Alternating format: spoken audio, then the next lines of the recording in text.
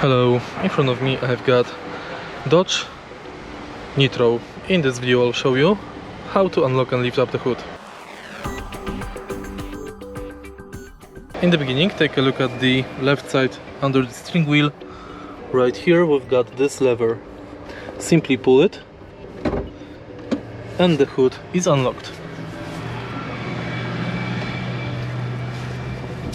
Now you have to pull second lever to lift up the hood. The second lever is located right here in the middle.